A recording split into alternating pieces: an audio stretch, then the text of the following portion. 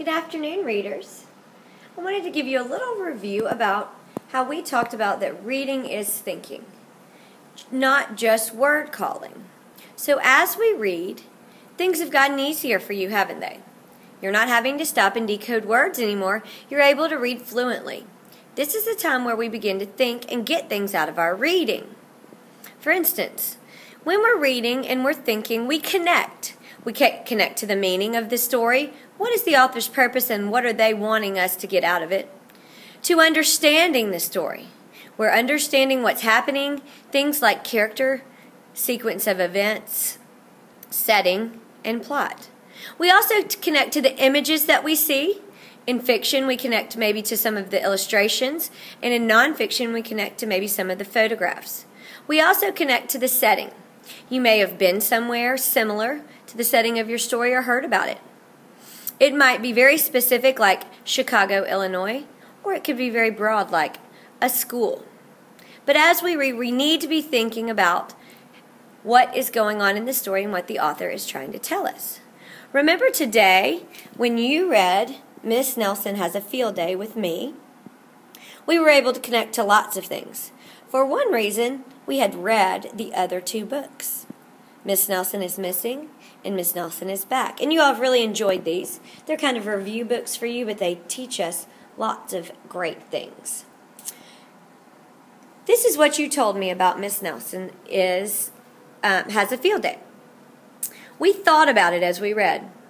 Some of you think that, and remember, you put yourself in the perspective of as you were reading the book, even though we talked about this a little bit later. You would say, I think that Viola Swamp will be in the story. Some of you knew that Blandsworth was trying to dress up as Viola Swamp. Actually, all of us knew that. It was very obvious. He did not make a very nice-looking teacher, did he? You were glad that Viola Swamp got the team into shape. Some of you liked that they showed Viola Swamp and Miss Nelson in different windows. That was very interesting to you all.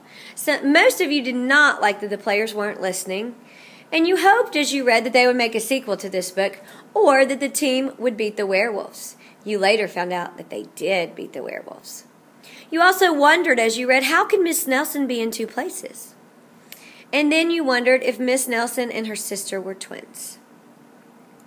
That's what we think about as we read, and it helps us to connect to the meaning, the understanding, the images, and the setting.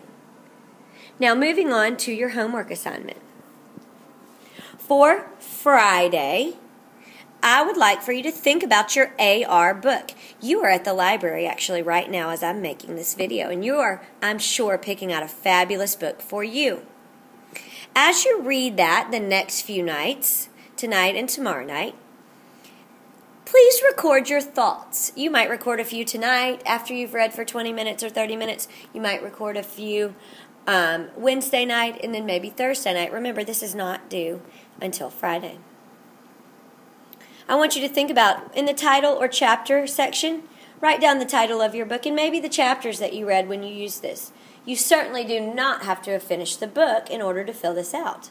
I just want you to record your thoughts as you are reading your new book. Now, for the directions.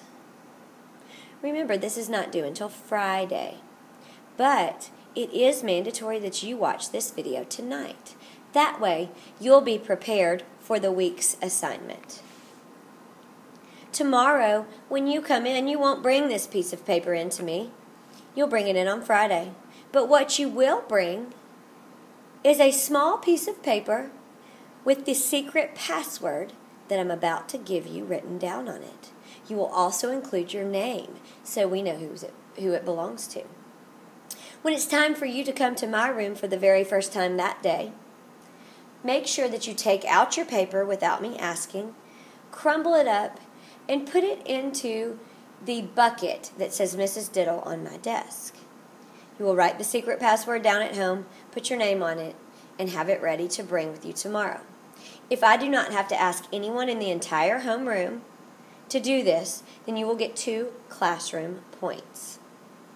If I have to ask you, but you did do it, that will be worth 1 classroom point. So let's all work hard together and try to each of you get 2 classroom points. I bet you're wondering what the secret password is. It's very important that you not share it with anyone in the 3rd grade. That way each person has a chance to show me that they have done the assignment. The secret password is twins. TWINS. The secret password is twins. Have a great night and happy reading.